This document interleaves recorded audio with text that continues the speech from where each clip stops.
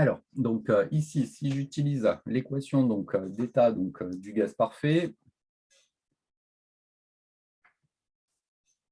on va avoir PV égale nRT.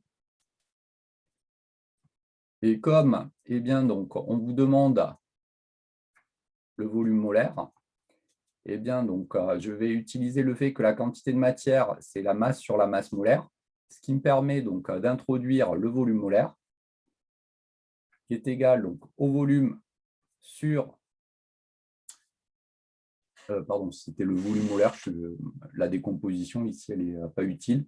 Donc, le volume sur la quantité de matière, qui est égal à RT sur la pression.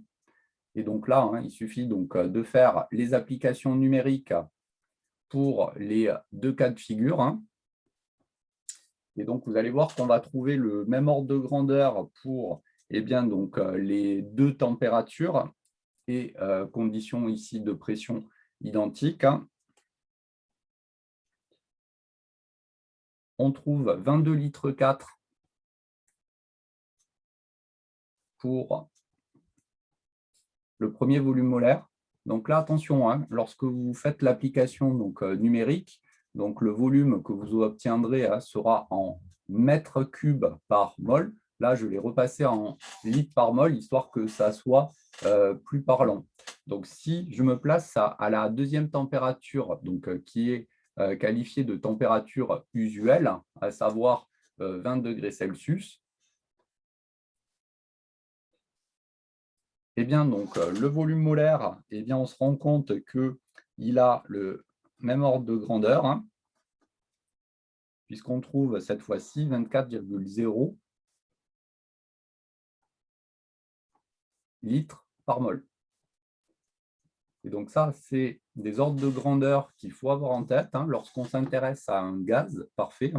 Le volume molaire est de l'ordre de la vingtaine de litres par mol. Donc ça, c'est quelque chose d'assez récurrent. Donc remarquez qu'ici, on peut calculer un écart relatif entre ces deux volumes, et c'est ce que je vais faire, mais il est relativement faible.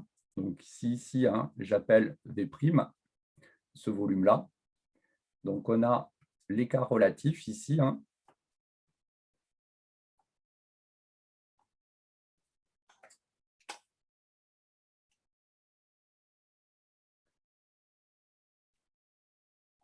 qui est de l'ordre de 7%. Volume molaire de l'ordre de la vingtaine de litres par mol. Il y a un autre point qu'il faut garder à l'esprit, c'est que remarquez bien que lorsque j'ai calculé ce volume VM, molaire VM ou VM prime d'ailleurs, j'ai fait aucune hypothèse sur la nature du gaz parfait qui est mis en jeu. Donc que l'on ait un gaz parfait qui est monoatomique, diatomique ou polyatomique, on obtiendrait le même volume molaire. Donc les caractéristiques spécifiques en fait du gaz parfait, je n'en ai pas tenu compte ici. Et donc, si on est dans ces conditions dites normales de température et de pression, si vous prenez de l'hélium qu'on assimile à un gaz parfait ou de l'argon, le volume d'une mole en fait, de ce gaz parfait, ça sera 22,4 litres. Et donc, ça, c'est assez récurrent dans la mesure où, si on s'intéresse par exemple à la capacité thermique à volume constant, pour un gaz parfait monoatomique, on aura la même valeur que l'on ait à faire, par exemple, à de l'hélium ou à de l'argon. Et donc, souvent, on parlera simplement du gaz parfait au lieu d'un gaz parfait, simplement parce qu'à partir du moment où on est dans ce modèle particulier, on ne peut pas distinguer en fait les différentes caractéristiques de ce gaz ici. Bien, donc ça, c'était pour les phases condensées. Et donc là, l'idée, ça va être de regarder la même chose maintenant pour la phase condensée dans la question petit 2, puisque là, on a vu les gaz, et donc on va s'intéresser à de l'eau liquide sous pression atmosphérique et à la glace, on va faire le même type de calcul. Donc au niveau des données, remarquez bien que je vous donne les masses volumiques correspondantes, et donc c'est ce que l'on va utiliser pour avoir accès à ces volumes molaires ici. Donc, si je reviens à la définition de la masse volumique, donc la masse volumique, c'est la masse divisée par le volume. Et donc, si je veux introduire en fait eh bien, donc, le volume molaire, il faut que je fasse apparaître la quantité de matière ici de notre système. Donc, pour cela, j'utilise simplement le fait que la masse, c'est égal à la quantité de matière fois la masse molaire. Et donc, l'intérêt, c'est que ici, j'ai le volume molaire qui apparaît naturellement. Et donc, j'ai mon volume molaire qui va être égal donc, à la masse molaire divisé par la masse volumique. Et donc, c'est ça qu'on va utiliser ici pour nos phases condensées. Donc, ici, pour l'application numérique, c'est toujours le même principe. Il faut faire attention aux unités. Donc, si on veut être dans le système international, les masses molaires, eh bien, on va les exprimer en kilogrammes par mol. Donc, ici, on a 18 kilogrammes, pardon, 18 fois 10-3 kg par mol pour la masse molaire. Et puis, donc, les masses volumiques pour l'eau, donc 1 gramme par centimètre cube. Donc, attention, kilogramme par mètre cube, donc 1000 kg par mètre cube pour la masse volumique. Donc, toujours pareil, imaginez un cube de 1 mètre sur 1 mètre sur 1 mètre. Attention de ne pas vous louper au niveau donc, de la puissance de 10. Et donc là, ça nous donne eh bien, donc, le volume molaire correspondant.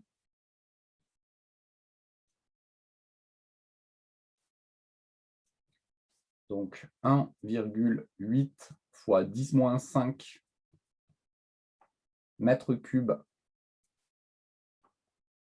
mol moins 1. Donc ça, c'est pour l'eau. Et pour la glace,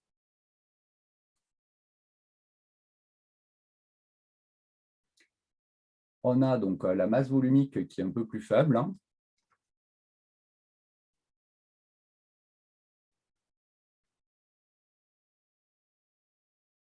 Et donc, on trouve 1,96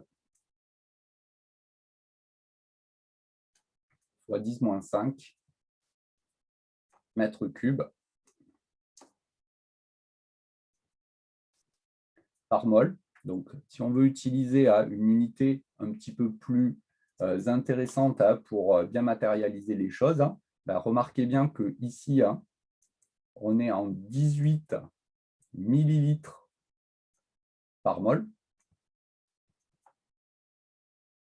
alors qu'ici, on est à 19,6 millilitres par mol. Donc, en termes d'ordre de grandeur, remarquez bien que ce n'est pas du tout le même ordre de grandeur entre les phases condensées, ici, et les gaz. On retiendra qu'en gros, on a un facteur 10 puissance 3 entre les deux volumes molaires. Donc, c'est l'ordre de grandeur ici entre les deux.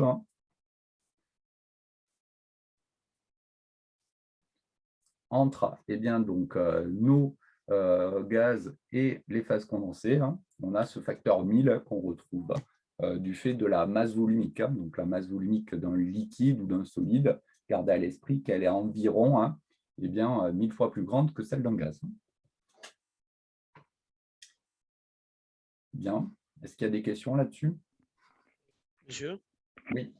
Moi, j'avais une question d'ordre un peu culture G Oui. par rapport à ça, parce que le volume de la glace, du coup, ben, la glace est plus volumineuse. Mais est-ce que c'est dû parce que les liaisons hydrogènes elles sont plus nombreuses et du coup, ça va faire une espèce de structure hexagonale,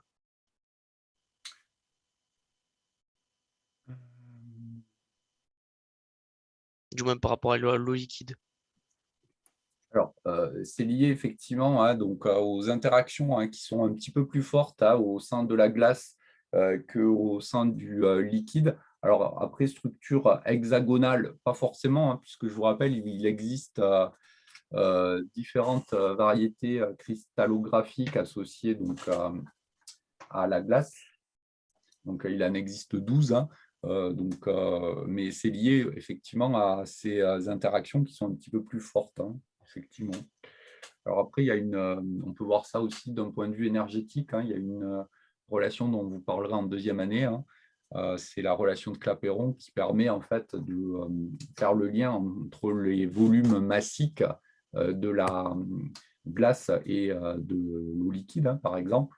Alors, volume massique ou masse volumique, c'est à peu près la même chose. Mais oui, c'est lié à ça. D'accord, merci. Bien. Alors, on va...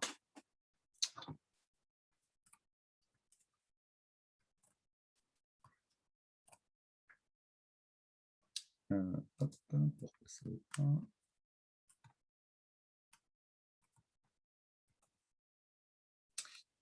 Alors, attendez, j'ai un petit souci pour faire. Eh bien, pourquoi ça ne veut pas coller?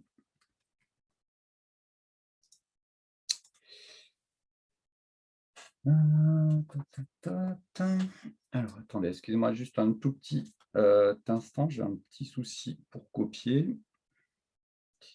Donc, dans le deuxième exercice, on va s'intéresser donc à la pression des pneus.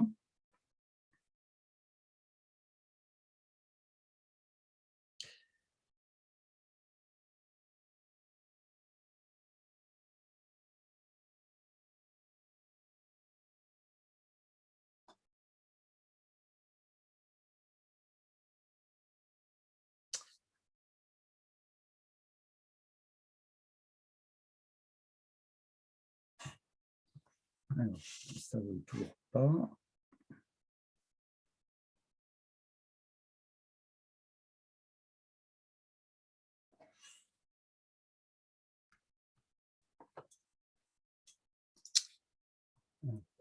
Voilà. Ah, ça y est.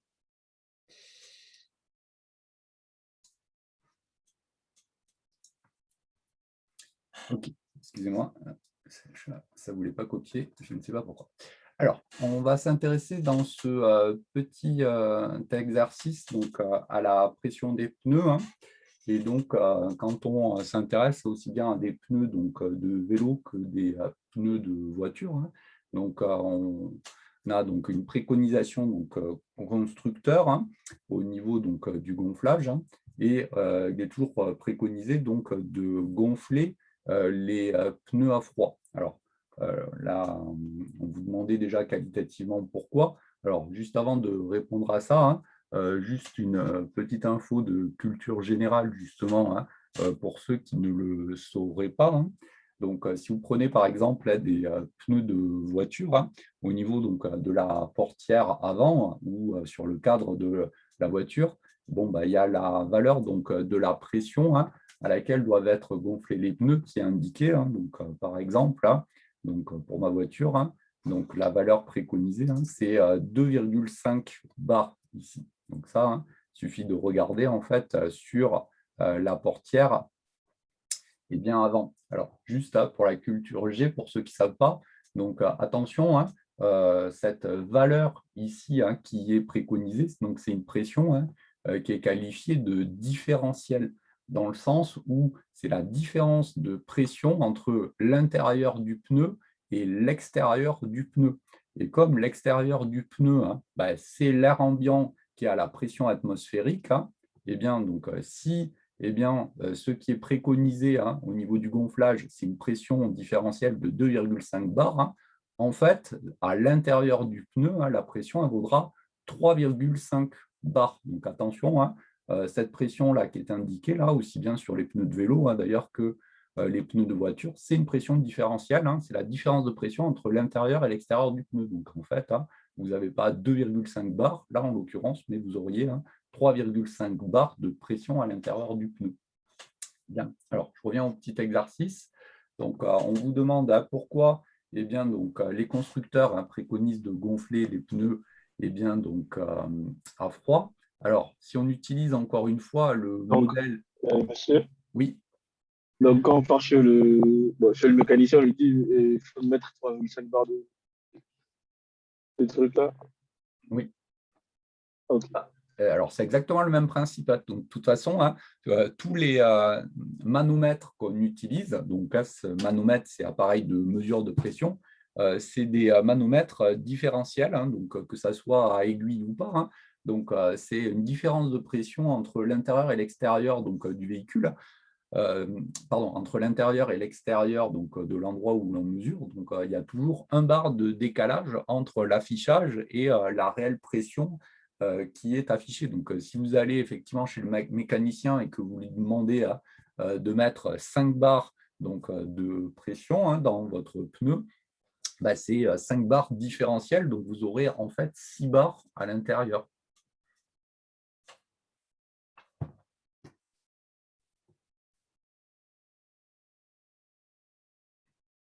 Bien.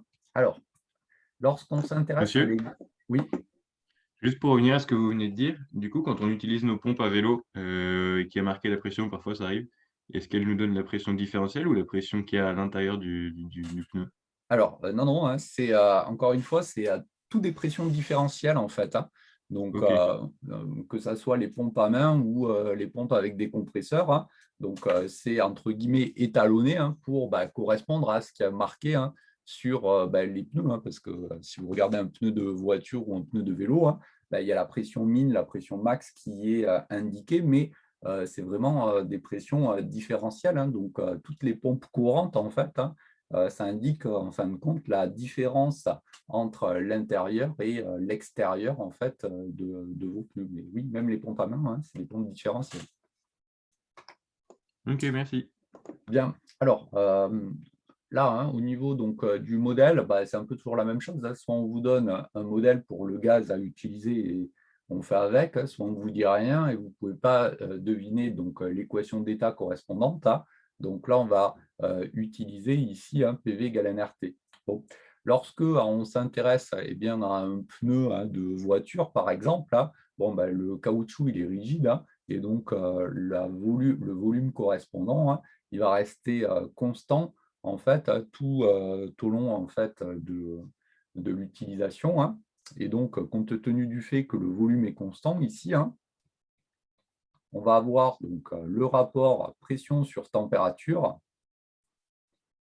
qui va être lui-même constant. Et donc, si on s'intéresse à deux températures, ici, état initial, avec une température T1, une pression P1 en particulier, et un état final avec une température T2 et une pression P2, eh bien, on remarque qu'on aura donc P2 sur T2 égale P1 sur T1.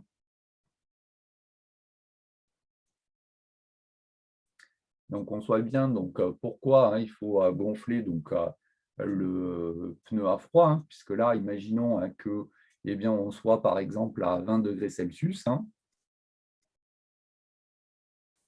Et ici, là, c'est ce qu'on va utiliser dans la deuxième question, à 80 degrés Celsius.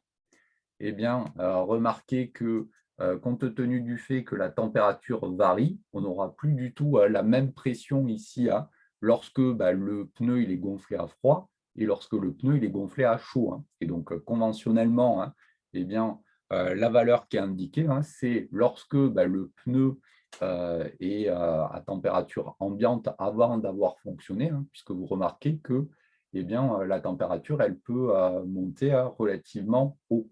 Et donc, on vous demandait ici d'évaluer un ordre de grandeur de la variation relative de pression justement à l'intérieur du pneu.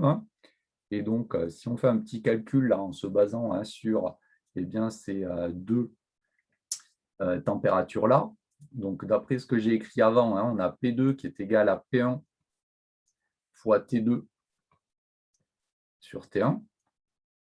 Et donc, si on calcule la variation relative de pression, donc P2 moins P1 sur P1, eh bien, on va rien d'autre. On va avoir T2 sur T1 moins 1 divisé par 1, autrement dit, notre variation relative qui sera égale à T2 sur T1 moins 1. Donc là, attention, dans l'application numérique, vu que c'est un rapport de deux températures, il faut bien prendre ces températures en Kelvin si vous voulez faire une application numérique correcte.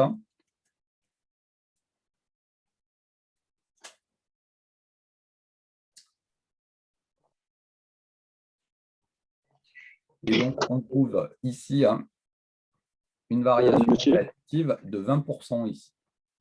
monsieur, Oui, c'est pas alors je suis désolé, ça coupe, je n'ai rien entendu. pas la justification de la conversation.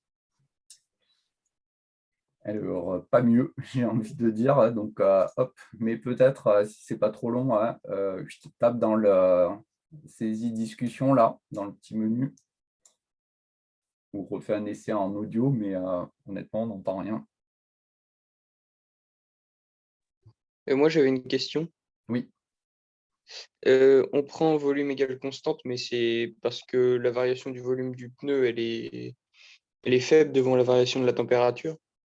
alors oui, donc le pneu, il ne varie pas de manière significative lorsque on roule. Alors, il varie sans doute un petit peu, on est bien d'accord, mais pas dans ces proportions-là. Donc là, remarquez que la pression, elle varie en valeur relative de 20%. C'est énorme, la pression qui varie de 20%. Donc le caoutchouc, lui, va sans doute se déformer un tout petit peu, mais ça ne va pas faire varier donc, le volume de manière significative. Alors, la justification à la première question, c'est simplement parce qu'on se rend compte que le volume du pneu étant quasiment constant, donc c'est ce que j'étais en train de dire, eh bien, on remarque que le rapport pression sur température va être constant lorsque on va rouler. Et donc, on remarque qu'à partir du moment où eh bien, donc, le pneu va s'échauffer du fait que l'on roule, eh bien, ça va faire varier la pression correspondante. Et donc, les constructeurs, ils ne peuvent pas donner des valeurs de pression pour une température de 20 degrés, de 30 degrés, de 40 degrés, de 50 degrés, etc. Et donc, ce qui donne, c'est une valeur donc, de pression unique, c'est la pression à froid, de manière à avoir une valeur unique et cohérente en fait, pour tous les utilisateurs. En fait. Alors après, on conçoit bien que ça reste malgré tout assez qualitatif dans la mesure où si on gonfle le pneu un jour en été, donc même sans avoir roulé, où la température elle fait 35 degrés par exemple Celsius, on n'aura pas tout à fait donc, la même pression que si on gonfle le pneu aujourd'hui là où il y a 2 degrés quoi, dehors. Mais j'ai envie de dire, à défaut de mieux, c'est ce que font les constructeurs. Ils donnent une valeur de pression à froid. Après, suivant la température, cette valeur de pression, elle est un petit peu adaptée. Donc, soit il faut augmenter un tout petit peu, soit diminuer un tout petit peu selon les conditions de température. Bien, voilà. Alors, on va passer donc à l'exercice suivant. Donc, l'exercice 3 sur la vidange d'un réservoir. 26 degrés. Ouais, nous, non, pas ici. Alors,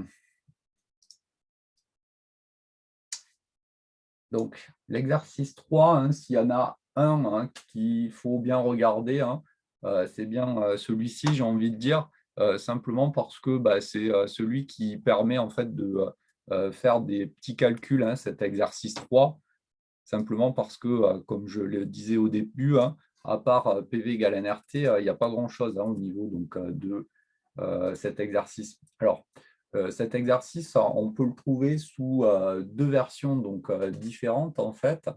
Soit on peut utiliser donc, des pompes à vide. Donc, les pompes à vide, ça sert ici à vider en fait des, là en l'occurrence, un réservoir. Donc là, si vous regardez un petit peu, donc sur la schématisation, on a un réservoir ici avec une pression de 10 bars. Et donc, le but, ça va être de jouer sur un rôle sur des robinets ici pour vider en fin de compte ici le réservoir du gaz qui se trouve à l'intérieur. Et après, il y a l'exercice 5 qui est la bouteille de plongée où on fait l'opération inverse. En fait, le but, ça va être de remplir en fait un récipient. Alors, pour ça, il faut un piston qui va donc injecter donc, une quantité de matière en fait à l'intérieur donc, du récipient correspondant. Mais le but, c'est des buts symétriques, j'ai envie de dire. Hein. Donc là, on va corriger l'exercice 3. Je vous ferai passer juste après hein, le corriger donc, de l'exercice 5, mais c'est vraiment les deux exercices classiques qu'il faut savoir faire parce qu'il n'y a que ça qui permet de faire vraiment des petits calculs. Hein, sinon, vous en êtes rendu compte sur les deux exercices précédents et on va le revoir avec l'exercice 4. Ça reste quand même très, très qualitatif sinon. Hein. Bien, alors ici, hein, donc on a le réservoir, donc le volume ici c'est 100 litres, hein, donc c'est le gros récipient qui est ici, hein, donc V égale 100 litres. Et puis donc on va avoir ici hein, le récipient dont le volume fait petit v et est égal lui à 10 litres. Donc là, on vous dit, hein, la soupape, elle est initialement donc, fermée. On a ici 10 bars et ici, on a un bar. On ouvre le robinet, on vous demande ce qui se passe et ensuite, calculer la pression P1 obtenue ici dans le réservoir qui se trouve à ce niveau-là. Donc là, l'idée, c'est simplement donc, la suivante.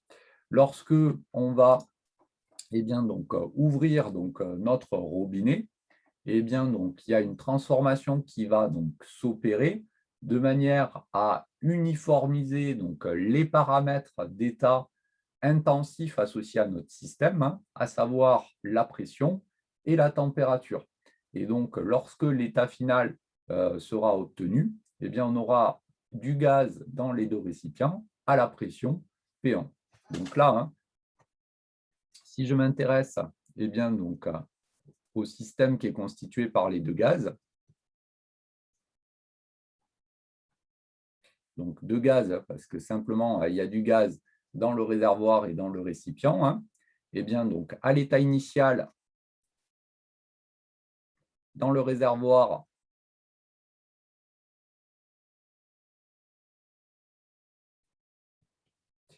eh bien, donc, j'ai une pression P0,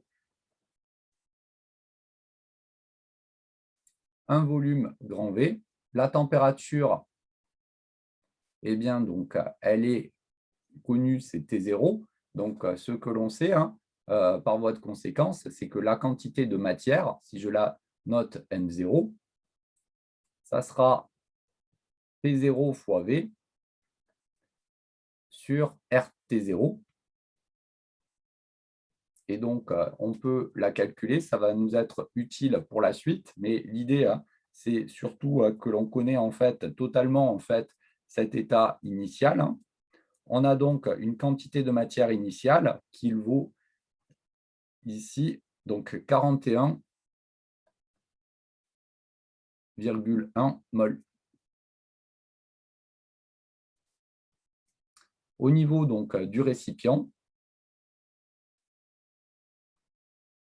on va avoir de même eh bien, une pression qui est égale cette fois-ci à petit p, le volume qui est égal à petit v, et la température, elle est égale à T0.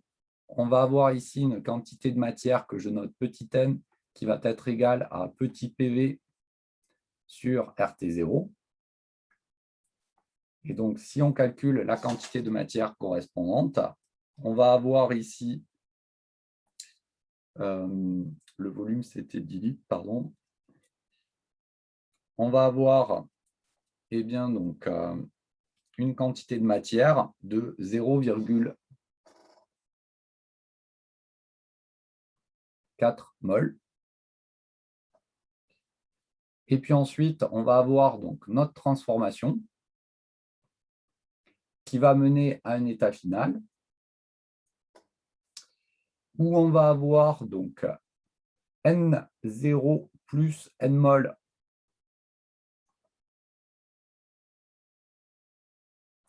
donc sous une pression P1. Le volume occupé, ça sera tout le volume disponible, donc grand V plus petit v, et la température, ça sera T0.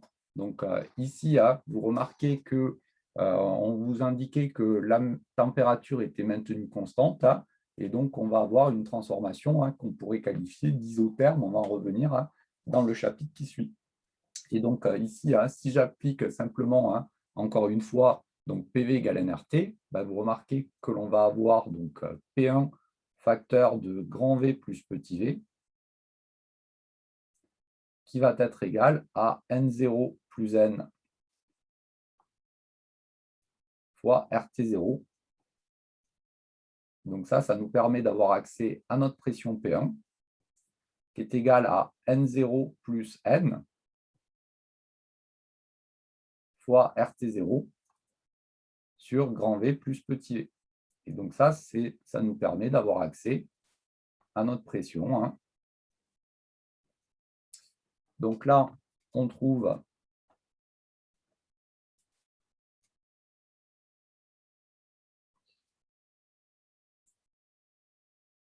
une pression de 9,2 bar. Donc là, je l'ai mis en bar. Donc 9,2 fois 10 puissance 5 ici, Pascal. Monsieur, Oui. vu qu'on a une différence de pression qui est relativement grande entre le réservoir et le récipient, quand entre guillemets l'air va s'équilibrer, il va aller plutôt vite, donc il va s'agiter plutôt rapidement. Et du coup, est-ce que ça va pas s'échauffer un peu et du coup augmenter la température? Alors, après, il y a plusieurs réponses à donner. Alors, c'est vrai qu'on a donc une différence de pression qui est relativement grande. On a un facteur 10 entre le réservoir et le récipient. Donc, est-ce que en fait la transformation va être vraiment isotherme tout au long de la transformation? On peut avoir donc un petit doute. Bon. Toujours est-il que le phénomène qui se produit lorsqu'on va ouvrir ici notre robinet, grand air, c'est ce qu'on appelle la diffusion de particules. Et les phénomènes de diffusion, que ce soit particules ou diffusion thermique d'ailleurs, ce sont des phénomènes qui, malgré tout, sont lents, voire très lents.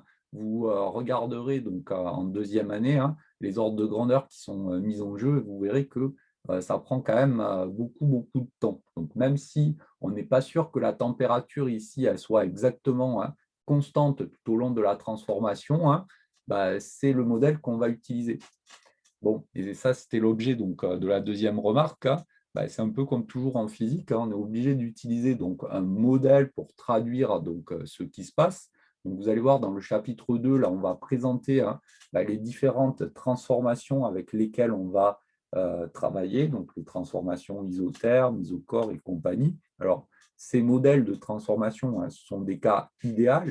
Donc, dans la réalité, on peut être plus ou moins proche de ces cas idéaux, mais j'ai envie de dire, il faut bien utiliser un modèle pour traduire ce qui se passe. Donc, même si ce n'est pas parfait, dans l'idéal, ce qu'on fera, c'est qu'on choisira toujours la transformation qui est la plus proche en fait de la transformation réelle qui se produit, de manière à pouvoir faire des calculs. Et donc là, même si on ne va pas jusqu'à un bilan énergétique dans cet exercice, c'est ce qu'il faudrait faire. C'est le modèle isotherme qui va être le plus adapté. Alors, comment on peut voir ça? Simplement, ici, tout autour en fait, de notre dispositif, donc il y a de l'air ici qui, lui, va être donc à température de 20 degrés Celsius et qui va faire que on a ce modèle de la transformation isotherme qui pourrait être relativement bon. Et donc, dans une transformation isotherme, la température, elle est bien constante avec une transformation qui serait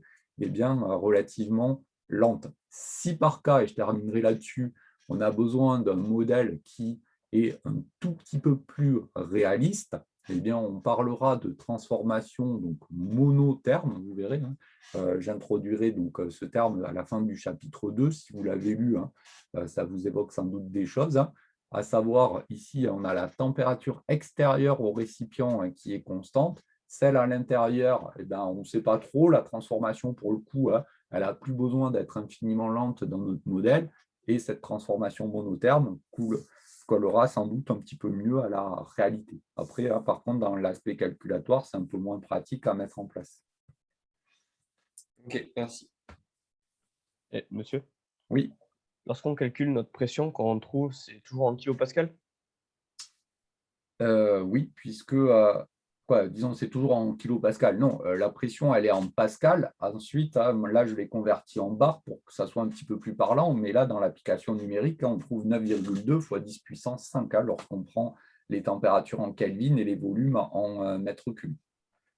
Ah oui, c'est parce qu'il faut. Ah oui, c'est parce que je les ai pris en litres, le volume. D'accord. Oui, donc là, attention, toujours Oui. pareil, PV égale NRT, les volumes, eux, doivent être en mètres cubes si vous voulez une application numérique correcte. D'accord, merci. Bien. Alors, au niveau de la deuxième question, alors juste avant de changer de diapo, là, je la mets, la deuxième question, histoire qu'on voit un petit peu encore le schéma. On vous dit, dans la deuxième question, le robinet est ensuite refermé. Donc, on va refermer ici le robinet et la soupape va s'ouvrir. On va refermer donc la soupape et ensuite, on va rouvrir le robinet. Donc là, vous remarquez qu'il y a tout un tas d'étapes, à savoir, on ferme d'abord ici le robinet. Ensuite, on ouvre la soupape, on ferme la soupape et on rouvre le robinet. On vous demande de calculer la pression obtenue dans le réservoir. Donc là, vous remarquez que le calcul il va sans doute ressembler un petit peu à ce que l'on a fait. Bien, alors, ici, si on regarde ce qui se passe, donc là, il ne faut pas aller trop vite et il faut y aller par étapes, j'ai envie de dire. Alors, pour le coup, je vais peut-être remettre quand même le schéma. Ça va nous être utile. Bien. Donc, lorsque le robinet R1 est ouvert et S2 fermé, donc là, on va regarder donc, les différents états. Donc, ici, pour l'instant, on a R qui est ouvert et S qui est fermé. On avait donc, donc N0 plus N mol à la pression ici qui était P1. Bien, si je ferme en fait maintenant mon robinet, tout en maintenant dans un premier temps la soupape fermée. Bon, ici, lorsque je fais cette opération-là, on reste à la pression donc, de 9,1 bar, à la fois donc, dans le réservoir et dans le récipient. Alors ça, c'est important d'avoir ça en tête, simplement parce que à partir du moment où on connaît donc, la pression ici dans le réservoir, cette pression P1 de 9,2 bar, et qu'on connaît son volume, on va connaître la quantité de matière ici dans notre réservoir. Donc là, par contre, il faut regarder donc, séparément le réservoir et le récipient si on n'a pas envie d'écrire n'importe quoi ici. Donc, dans le réservoir,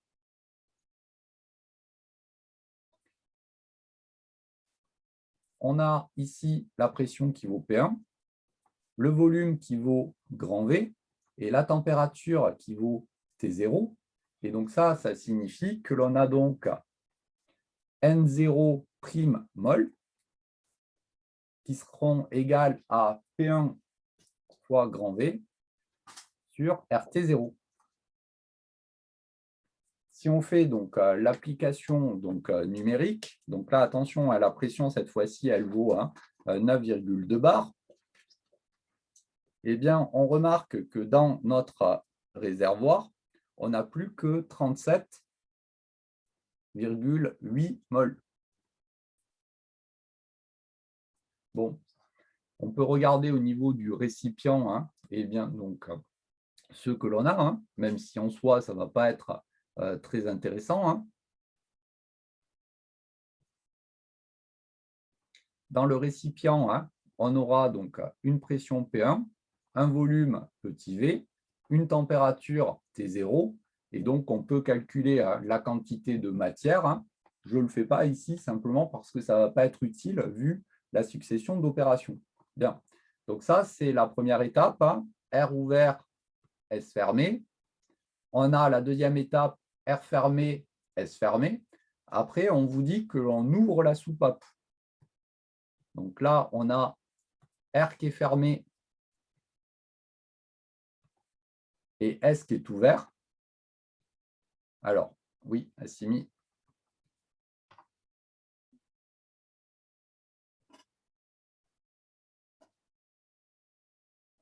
Alors, ce qui me gêne dans le calcul précédent, le choix initial de la pression des volumes n'influence pas sur le calcul de la nouvelle pression. Alors, là, ici, hein, ce qui est important, en fait, au niveau donc, de tous ces exercices, que ce soit celui-ci hein, ou celui de la bouteille de plongée, hein, je vous ai dit la bouteille de plongée, je vous enverrai le corrigé, il faudra essayer de le faire.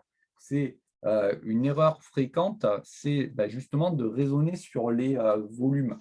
Donc, ce n'est pas sur les volumes hein, qu'il faut raisonner, mais sur les quantités de matière, parce que la grandeur qui va se conserver hein, dans tous ces exercices-là, c'est la quantité de matière. C'est ce que je suis en train de commencer à mettre en place. Ici, je n'ai pas tout à fait fini, mais le point de départ, et c'est ce qui régit en fait tous les calculs, hein, c'est cette conservation de la quantité de matière, parce qu'à partir du moment hein, où on a l'équation d'état du gaz parfait, PV égale nRT, hein, si on a bien en tête que la quantité de matière se conserve, les valeurs de volume vont imposer des pressions et inversement. Donc là, les volumes, hein, bien sûr, qui jouent en fait sur les résultats qui sont mis en jeu, simplement parce que là, on remarque qu'une fois que l'on a fermé le robinet R ici et la soupape, donc hein, qu'on est dans le deuxième état, eh bien, si je m'intéresse à la quantité de matière que l'on a au niveau de ce réservoir, on a 37,8 mols, alors que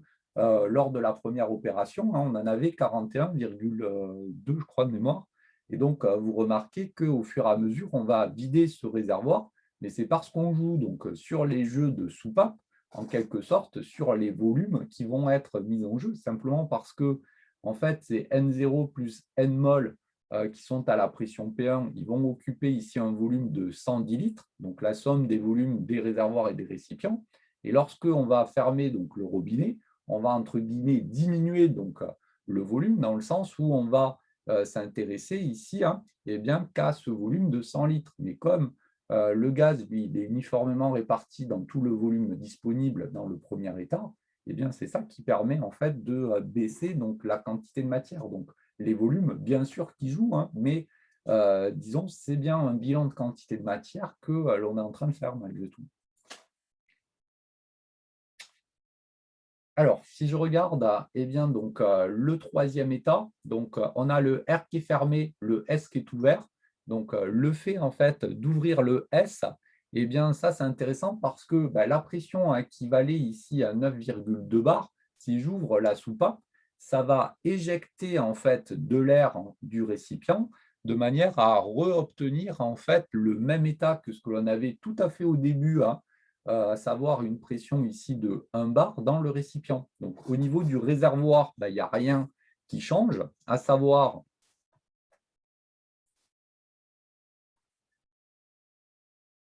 on va garder donc un état P1, V, T0 et donc N0'. Et dans le récipient, du fait qu'on a ouvert en fait la soupape, on va avoir donc notre pression petit p de 1 bar, un volume petit v, une température T0, et donc on a la même quantité de matière que tout à fait au début, à savoir PV sur RT0. Et donc, si on regarde, c'est bien la même formule, puisqu'on a petit PV sur RT0. Et donc, si je regarde ici à la diapo précédente, on retrouve 0,4 mol d'air hein, sous la pression ici de 1 bar ici.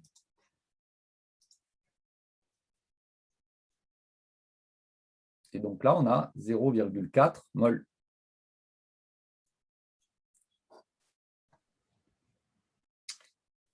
Bien. Donc, si on regarde, on a presque fini l'opération. On vous indiquait le robinet est ensuite refermé, la soupape est ouverte, puis on referme la soupape. Donc, quand on ferme la soupape… Monsieur, Oui. est-ce que vous pouvez juste réexpliquer, s'il vous plaît, d'où vient la nouvelle pression dans le récipient, comment vous l'avez exprimé? Alors, dans le récipient, c'est simplement lié au fait qu'on a ouvert ici la soupape. Donc, ce qu'il faut avoir à l'esprit, c'est qu'à l'extérieur, en fait, ici, de tout le dispositif, on a de l'air à la température T0. Sinon, on ne pourrait pas avoir cette température T0 ici de 293 Kelvin qui est constante. Et on a ici également de l'air sous la pression, donc petit p, de 1 bar, simplement parce que quand on ouvre la soupape, si on n'avait pas de l'air à la pression de 1 bar ici, eh bien, la pression dans le récipient, lorsqu'on ouvre la soupape, elle ne pourrait pas être à cette valeur de 1 bar. Imaginons que tout le dispositif soit placé sous une cloche à vide où la pression est excessivement faible, donc quasiment nulle, on va dire. Si on ouvre la soupape lorsque ce dispositif est placé sous une cloche à vide, la pression ici dans le récipient serait au contraire égale à 0 en fait. Donc là, lorsqu'on ouvre la soupape, on va avoir uniformisation donc, de la pression ici avec l'air extérieur en fin de compte. Ok, merci. Alors ici, c'est bien un 0,4. J'ai des petits soucis avec mon stylo. Il va falloir que je change la mine. Bien. Monsieur? Oui. Mais lorsqu'on ouvre la soupape, on est d'accord que l'air ambiant, on le considère à 1 bar. Oui. Du coup, ce qui va rentrer dans le récipient, c'est bien 1 bar. Alors, ce qui va rentrer dans le récipient, moi j'ai envie de dire plutôt La pression qu'ils mettent dans le récipient. la pression qui va être dans le récipient va être de 1 bar, mais compte tenu du fait que la pression ici, juste avant d'ouvrir la soupape, là, donc la pression, elle vaut P1, à savoir 9,2 bars. Donc là, on a entre guillemets un excès d'air dans le récipient en comparaison de ce que l'on a à l'extérieur. Et donc, quand on ouvre la soupape, il y a de l'air qui va passer dans le milieu ambiant. C'est parce que la pression ici, elle vaut P1, elle est plus grande que l'air extérieur. Donc, il y a de l'air qui est chassé, en fait. Donc, c'est une pompe à vide. L'idée, c'est en jouant sur le robinet et la soupape, ici, justement, de faire passer, en fait, de l'air du réservoir vers le récipient pour ensuite l'éjecter à l'extérieur, en fait. À chaque fois, en jouant sur des équilibres de pression, en fin de compte. Ça marche comme ça, les pompes à vide? C'est exactement ça. Et dans les bouteilles de plongée, autrement dit, si on veut mettre de l'air sous pression, l'idée, c'est de faire l'inverse, à savoir, on a donc comme un piston, vous regarderez quand vous essaierez de faire le… alors, attendez, hop, je vais prendre 2 secondes pour le montrer, mais quand on veut faire l'opération dans l'autre sens, c'est exactement le même principe, dans le sens où donc ici, si vous regardez, donc là, vous avez la bouteille de plongée qui est sur la partie droite. Donc ici, cette partie-là, eh bien, c'est ce qui fait office en quelque sorte de récipient dans l'exercice précédent. Et on a ici de l'air ambiant qui va être à la pression atmosphérique. Et donc, si on veut remplir en fait la bouteille de plongée, on fait l'opération inverse, à savoir à l'aide du piston, on va aspirer de l'air qui vient de l'extérieur. Donc, il y a la soupape qui est ici qui va s'ouvrir, la soupape S' étant fermée. Et ensuite, dans la phase de retour, quand on va appuyer, il y a la soupape qui est ici, là, qui va se fermer, la soupape S' qui va s'ouvrir, et on va donc injecter donc, de l'air dans la bouteille de plongée. Mais vous reprendrez cet exercice-là à la vue de tout ce qu'on a dit là sur la pompe à vide, c'est exactement l'opération inverse de celle qu'on est en train de faire par un jeu de 2 soupapes, donc S et S' ici, et des robinets de la soupape dans l'exercice d'avant. C'est exactement le même exercice. Donc là, il est un tout petit peu plus calculatoire au niveau de la bouteille de plongée parce qu'il y a des volumes résiduels, etc. Mais c'est vraiment le même exercice. Le tout, c'est de garder à l'esprit qu'on va avoir en fait une quantité de matière qui va se conserver. Et donc, il faut juste faire les bilans correctement dans le sens où il faut bien regarder à chaque fois les différents sous-systèmes qui sont mis en jeu, mais que l'on fasse du vide ou que l'on remplisse la bouteille de plongée, c'est exactement même principe, on joue sur des ouvertures-fermetures de soupape, soit pour injecter de l'air, soit pour en enlever. Autrement dit, on fait des déplacements de quantité de matière par des jeux de pression, simplement. D'accord, merci. Bien. Alors, hop, je reviens ici pour l'instant. Donc là, l'avant-dernier état, c'est lorsque on a à la fois le R et la soupape qui sont fermés. Donc là, lorsqu'on est dans cet état-là, eh bien, donc, on va avoir le même état que précédemment, à savoir, pour le réservoir, on va donc avoir P1, V, T0 et N0'. Et pour le récipient, vu que l'on ferme la soupape, eh bien, on va avoir cet état, P petit v, T0 et le petit n que l'on a calculé. Et donc, la dernière chose qui reste à faire, c'est à ouvrir en fait le robinet tout en maintenant la soupape fermée, bien évidemment. D'ailleurs, il faudrait un petit E ici, puisque c'est la soupape. Et donc, ici, on va avoir donc N0' plus N mol. Donc, dans l'état P2, grand V plus petit v, et la température qui vaut T0. Et donc là, si on applique l'équation d'état du gaz parfait, on a donc P2 facteur de grand V plus petit v, qui va être égal à N0' plus petit n, fois RT0. Et donc ça nous permet d'avoir accès à la pression P2, qui va être égale à N0' plus N, fois RT0 sur grand V plus petit v. Alors, si on regarde un tout petit peu l'expression qui est ici, vous remarquez que le petit n RT0, d'après ce que l'on a écrit juste avant, petit n RT0, donc ce terme-là, c'est rien d'autre que petit PV. Et si vous regardez le N0' fois RT0, c'est rien d'autre que grand P1V. Et donc, je retiendrai, au vu de la question qui suit, plutôt le résultat sous cette forme.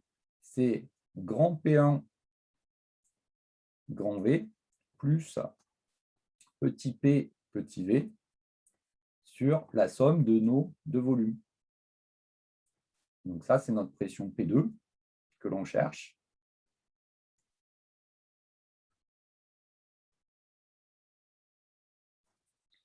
Et donc, si on fait l'application numérique, on trouve donc 8,6 bar.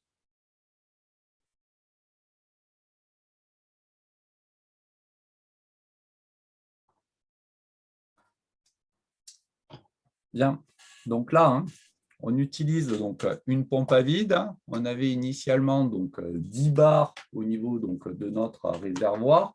Par ce jeu en fait de soupape, là on est passé donc à 9,2 bars, puis à 8,6 bars. D'où la dernière question. On vous demande si on renouvelle en fait la manipulation un nombre important de fois, eh bien donc qu'est-ce que l'on trouve? Alors, si on regarde juste un tout petit peu, eh bien, donc, les résultats qu'on a trouvés, vous remarquez déjà, donc c'est le dernier résultat qu'on a établi, que la pression P2 peut être reliée à la pression P1. On a P2 qui est égal à P1 grand V plus petit PV sur la somme des deux volumes ici. Si je regarde l'expression qu'on avait trouvée pour la pression P1, donc je reviens un tout petit peu plus en arrière.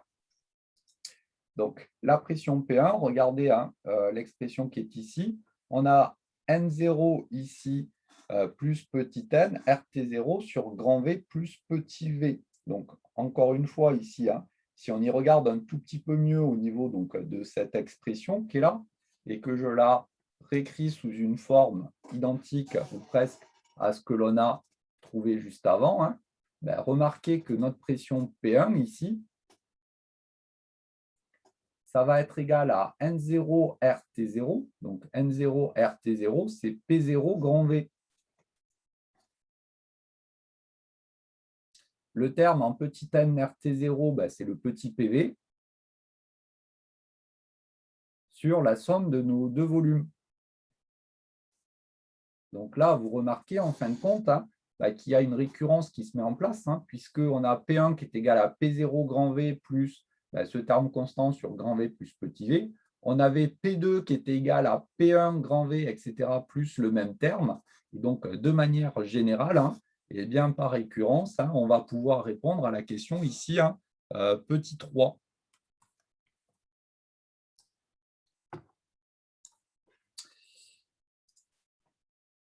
Donc, ici, pour la question petit 3, hein, au vu hein, de ce que l'on a écrit juste avant, hein, on a donc P1 qui est égal donc, à P0 grand V plus petit PV sur la somme de nos deux volumes.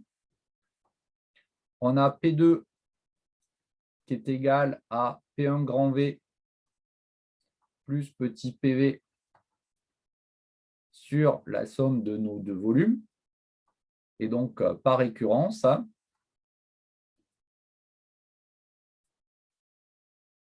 on va avoir la pression N plus 1 dans le réservoir qui va être égale à la pression Pn fois grand V plus ce produit constant, la PV, sur grand V plus petit v.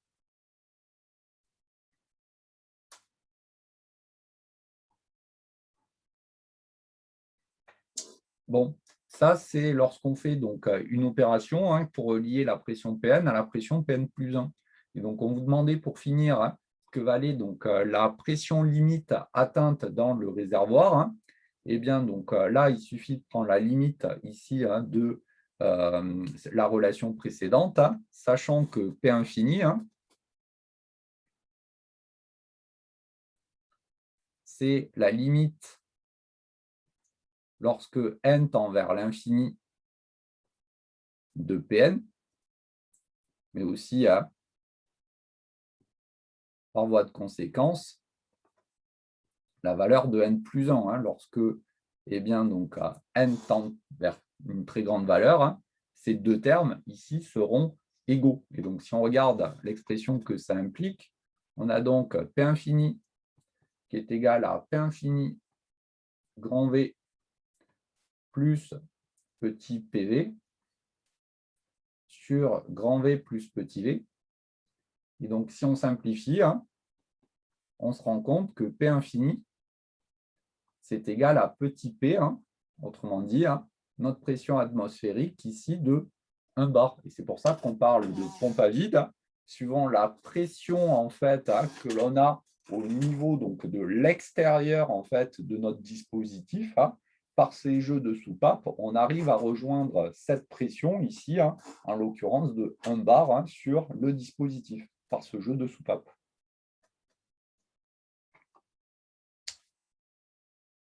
Bien. Il y a des questions là-dessus? Vous pouvez expliquer votre simplification, s'il vous plaît? Alors, oui, j'ai simplement ici, au niveau donc, de l'expression qui est ici, tout multiplié par grand V plus petit v. Hein. Donc, j'ai P infini grand V plus petit v, qui est égal à P infini grand V plus petit PV. Et donc, j'ai simplifié ici P infini grand V avec ce terme-là. Il me reste P infini petit v égale petit PV. Hein, donc, après simplification, on a P infini égale petit P. Ok, merci. Bien. Donc, voici, hein, donc, je vous dis, hein, cet exercice, vraiment, il faut le re-regarder. Hein, c'est celui qui donne lieu à des des exercices voilà, un peu calculatoires en colle, sachant qu'il existe sous deux formes, hein, à savoir soit on vide, soit on remplit un récipient. Hein. Donc, vous avez les deux formulations hein, pour la bouteille de plongée. Attendez, hop, pour ceux pour qui ça ne va pas très vite, je vous envoie directement. Alors, pourquoi je n'ai pas... Oui. Je voulais vous envoyer le corriger tout de suite, mais pourquoi j'ai pas le...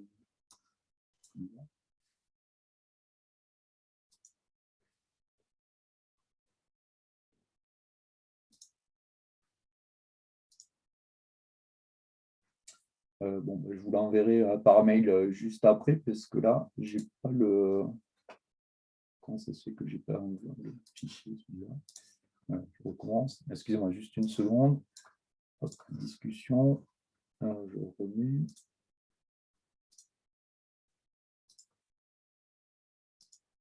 Ben non, je sais pas le... Bon, bref, je vous enverrai le corrigé de la bouteille de plongée juste après. Alors, on va donc terminer donc, avec l'exercice 4.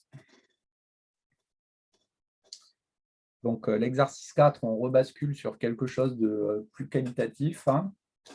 On va s'intéresser ici à un gaz réel. Donc, on vous donne le volume molaire et l'énergie interne molaire donc, de la vapeur d'eau hein, en fonction donc, de la pression pour une température de 500 degrés Celsius. Hein. Et donc, première chose, hein, on vous demandait de justifier ici sans calcul eh bien, la valeur en fait de justifier sans calcul hein, si on avait affaire à un gaz parfait ou pas.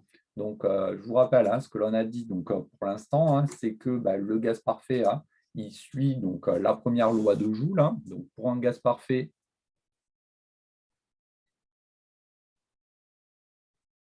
eh bien, donc, on a l'énergie interne qui est égale à une fonction ici que de la température. Donc, ça, c'est la première loi de Joule. Hein. Et donc là, vu que l'on vous donne l'énergie interne molaire, hein, il suffit de regarder hein, si cette énergie interne molaire est constante ou pas, hein, puisqu'on est à une température de 500 degrés Celsius. Donc là, vous remarquez hein, que même si la variation elle est relativement faible, on va dire, hein, l'énergie interne n'est pas constante hein, quand on fait varier donc, la pression hein, à température constante. Hein, et donc, par voie de conséquence, ici, hein, ce n'est pas un gaz parfait. Hein. Monsieur, Oui. quitte à donner une réponse qualitative, on ne pouvait pas juste dire que les pressions, on travaille avec des pressions qui sont trop fortes, que ça se comporte comme un gaz parfait.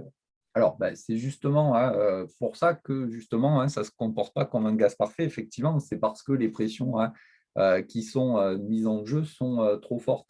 Alors, après, pardon, là, on attend quand même plus une remarque du point de vue de l'énergie interne, hein, simplement parce que si vous reprenez quand même l'exercice précédent, donc on travaillait avec de l'air, hein, on assimile l'air à un gaz parfait, hein, et pourtant on avait des pressions au départ qui étaient de l'ordre de 10 bars. Hein.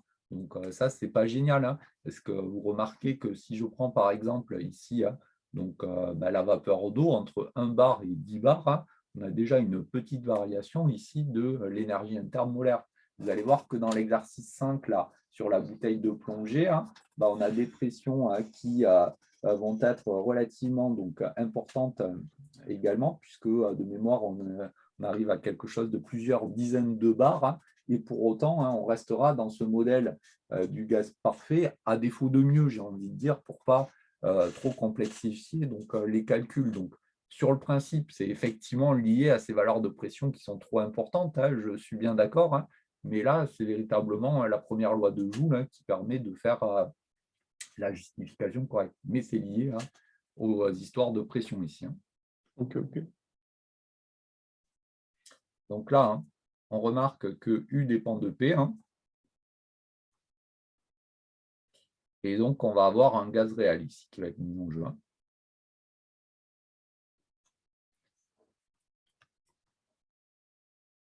Alors, on propose ici hein, le modèle donc, du gaz de Van der Waals pour eh bien, donc, caractériser hein, ce gaz. Et donc, on va faire donc, des petits calculs sur ce modèle du gaz de Van der Waals ici. Alors, si vous regardez un petit peu hein, l'équation d'état qu'on vous propose, ou l'énergie interne associée, hein, ce sont des grandeurs molaires qui interviennent au niveau de l'équation d'état du point de vue ici hein, du volume molaire ou de l'énergie interne molaire. Donc, si on a besoin de repasser sur la formulation en termes de quantité de matière, hein, telle qu'on l'avait donné dans le cours, il suffit d'utiliser le fait que le volume molaire, c'est le volume sur la quantité de matière, comme on l'avait dit dans le premier exercice, et on retombe sur exactement la même formulation en fait, que celle qu'on avait donnée donc, ici hein, dans le cours. Hein. Bien. Alors, on vous demandait hein, déjà de vous intéresser un petit peu justement hein, à ce modèle-là en calculant donc, le coefficient petit a et le coefficient petit b. Hein. Donc, on vous suggérait de calculer donc, le coefficient petit a en utilisant les énergies internes molaires des états 1 bar et 100 bar. Donc là, ce que je vais faire, c'est que je vais simplement hein, utiliser cette expression-là de l'énergie interne et je vais me placer eh bien, à 100 et 1 bar.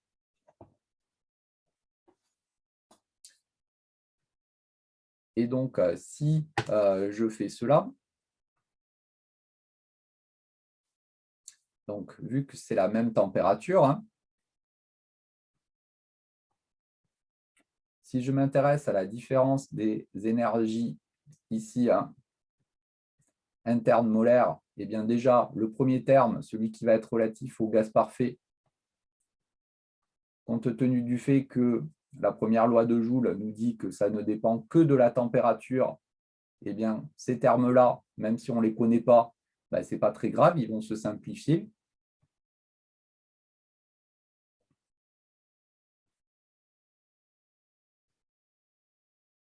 Et donc, il va nous rester simplement hein, l'expression qui est ici. Donc, les termes d'énergie interne molaire du gaz parfait se simplifient. Et donc là, vous remarquez que ça nous donne l'expression de petit a, hein, qui va être égale donc, à la différence des énergies internes molaires de notre gaz de Van der Waals.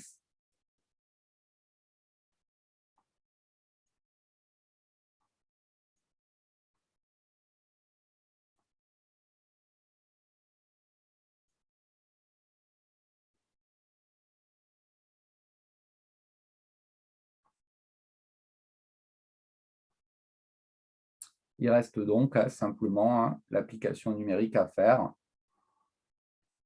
Donc là, il faut faire un petit peu attention, donc toujours pareil, hein, aux unités qui sont mises en jeu. Remarquez bien que les énergies internes molaires hein, sont en kilojoules par mol, donc il faudra bien les prendre en joules par mol hein, si vous voulez faire l'application numérique correcte.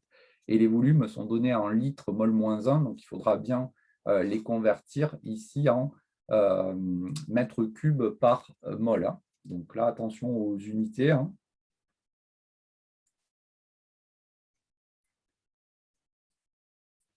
Donc, on trouve ici, au niveau donc, de notre résultat,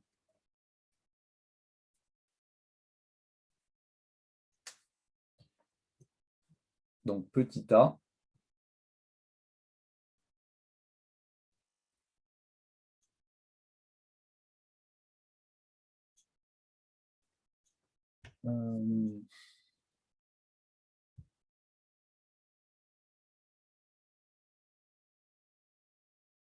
je trouve un résultat qui est bizarre. J'ai un problème de 10 puissance, quelque chose, justement. Moi, je l'avais calculé, monsieur, si vous voulez. Tu trouves combien? 0,71, j'avais trouvé, moi. Pour A? Ouais. Non.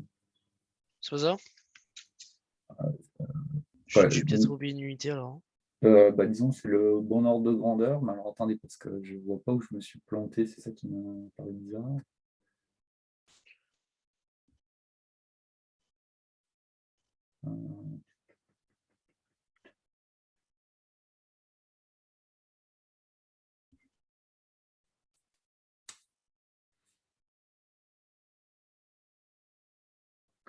Voyons, quelqu'un peut refaire l'application numérique là, parce que là j'ai une erreur, mais je ne vois pas où. Donc, Je trouve moins 0,92. vous avez bien pris 1 bar et 100 bars, c'est ça? Oui. Non, non. C'est 1 bar et 100 bars qu'il fait prendre? On vous a suggéré de prendre 1 bar et 100 bars hein, pour l'application numérique. Alors attendez, c'est où que. 2, ça VM 1, donc ça fait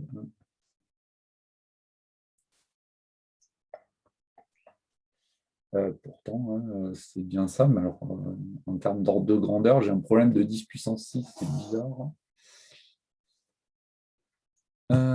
Que je ne vois pas où est l'erreur là tout de suite.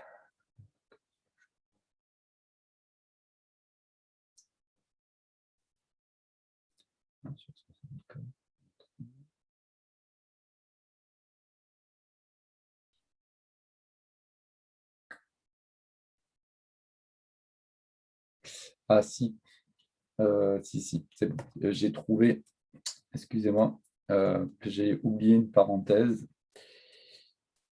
C'est pour ça que ça ne me donnait pas le bon résultat.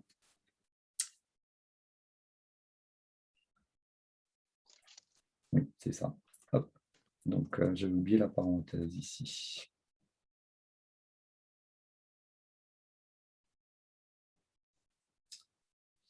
Donc, alors, je ne sais plus qui c'est qui m'avait dit 0,92, c'est bien ça le résultat. Hop. Donc, 0,92. Donc, dans le système SI. Hein. Donc, l'ordre de grandeur, hein, c'est de l'ordre de l'unité hein, pour ce coefficient petit a. Donc, si on regarde, en fait, eh bien, donc, l'unité, hein, donc là, j'ai mis système international, on se rend compte que c'est eh bien, donc, une énergie interne molaire, donc, divisée par l'inverse ici hein, de l'inverse d'un volume. Donc, dit différemment, hein, c'est un volume fois l'énergie interne molaire. Hein. Donc, ici, on pourrait dire que c'est en joules, mètre cube, et puis mol moins 2, hein, puisque les deux grandeurs qui sont mises en jeu hein, étaient molaires ici. Hein. Bien, donc ce coefficient, hein, vous remarquez qu'il est relativement faible. Donc ça, c'est lié en fait au fait que le terme en A sur V carré, je vous rappelle, hein, c'est un terme correctif de l'équation d'état du gaz parfait. Dans l'équation d'état du gaz parfait, on n'a pas ce terme en A sur V carré. Donc on remarque que ce terme en A sur V carré, il est homogène à une pression. Une pression, hein, c'est une force par unité de surface. Et donc ce terme correctif qui est ici, hein, il traduit simplement les interactions entre les différentes molécules du gaz H2O hein, qui sont présents, hein, donc en particulier des interactions de Van der Waals et surtout ici des liaisons hydrogènes, hein, puisque c'est de l'eau. Et donc c'est pour ça qu'il y a ce terme correctif ici de pression, hein, de force par unité de volume. Ici. Bien, donc ça c'est le premier terme correctif. Le deuxième terme correctif, c'est le terme petit b qui est ici. Donc, petit b, hein, c'est ce qu'on appelle le covolume, en fait. Hein. Donc, ça, hein, ce n'est pas forcément un terme à connaître. Hein. Mais c'est quelque chose qu'on retrouve hein, dans un grand nombre de gaz pour la raison qu'on va évoquer donc, juste après. Hein. Donc là, on vous demandait hein, d'évaluer ce petit b en utilisant en fait hein, eh bien, donc, la valeur donc, de la pression à 100 bars. Donc là, il faut repartir hein, sur l'équation d'état qui est ici. Donc, vous remarquez qu'on a, eh bien, donc, d'après l'équation d'état, P qui est égal à RT. Pardon, c'est ça que je voulais écrire. On a le volume molaire moins B qui est égal donc, à RT divisé donc, par P plus A sur VM carré. Et donc, vous remarquez que ça permet en fait d'avoir accès hein, eh bien, donc à petit b, puisque petit b, c'est rien d'autre que le volume molaire moins RT sur P plus A sur VM carré. Et donc là, vous avez votre terme de covolume petit b. Donc, il reste à faire l'application numérique. Donc, on vous suggérait d'utiliser la pression ici de 100 bars. Donc, on va reprendre notre coefficient petit a, donc divisé par le volume molaire au carré.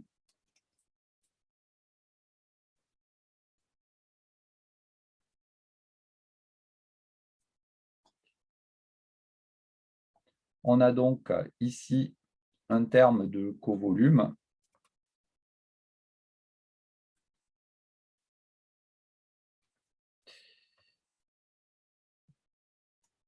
qui va valoir donc 0,59,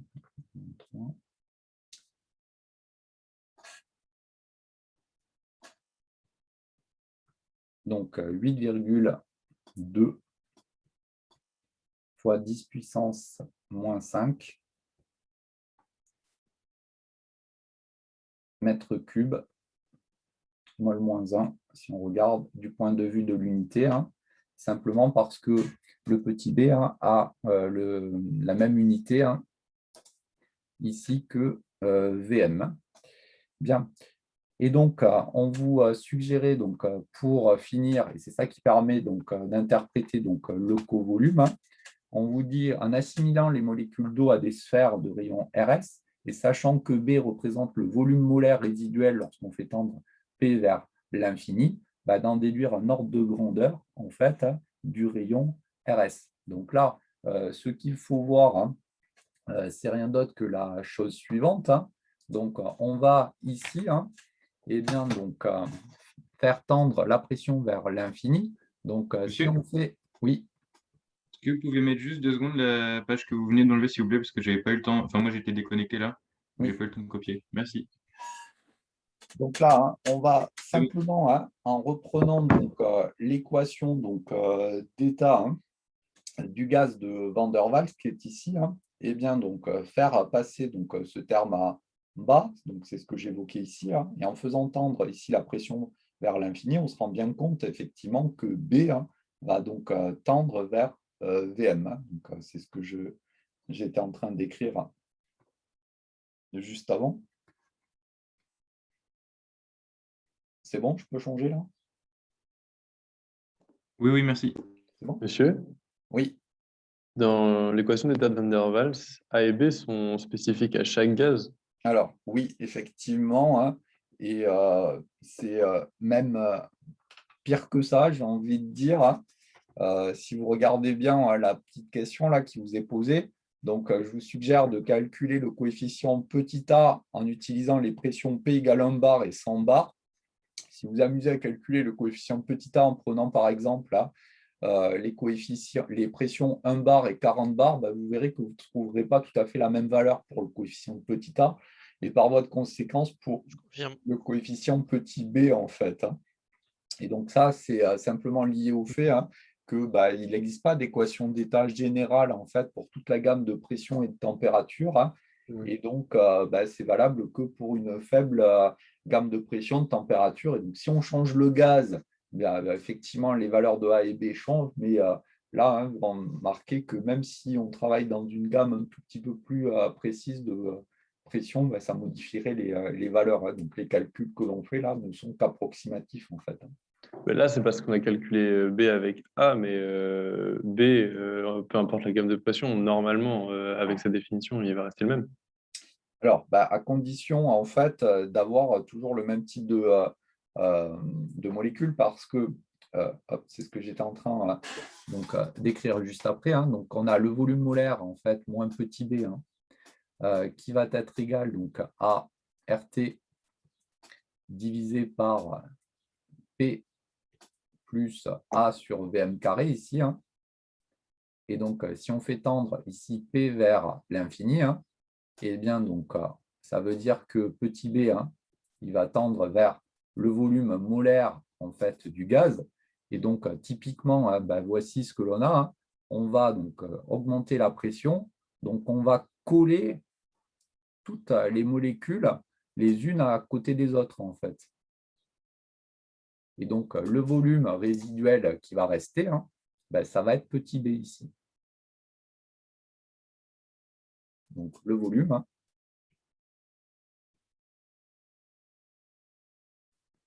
Donc, c'est petit b, alors condition qu'il y ait une mole en fait, de molécules. Hein.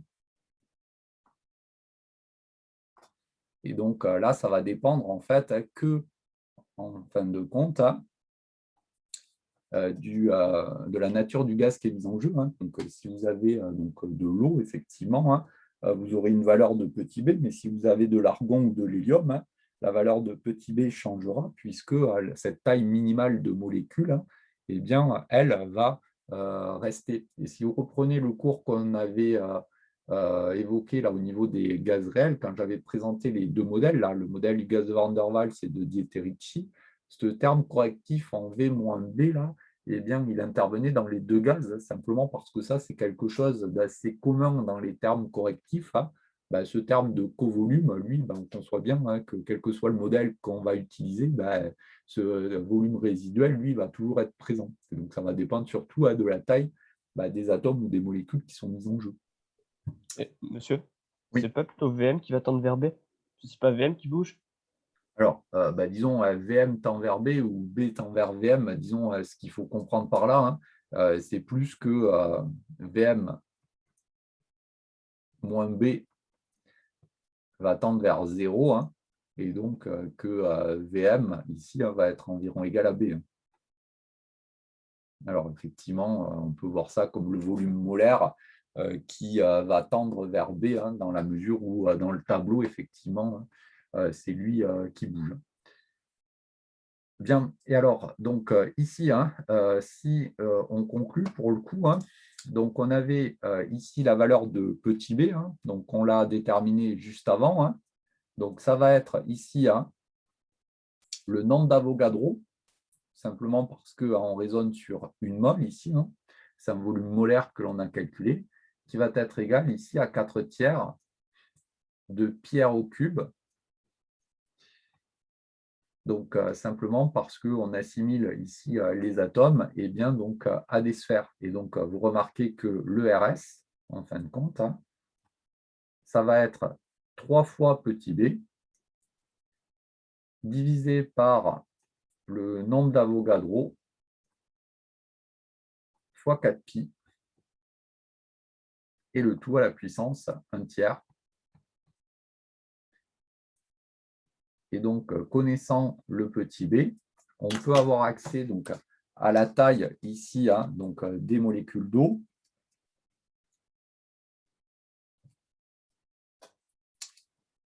Et donc, on trouve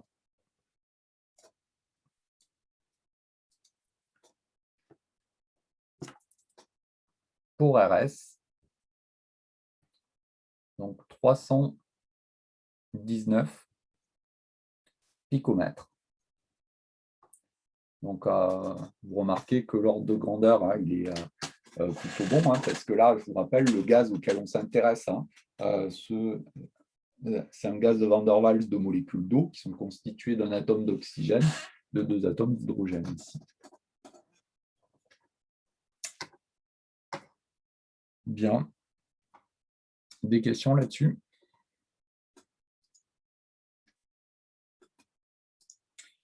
Alors, hop, tant que j'y suis, je vous envoie donc le corrigé de la bouteille de plongée.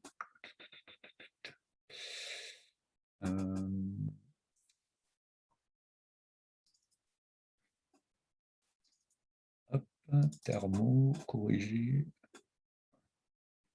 bouteille de plongée. Voilà.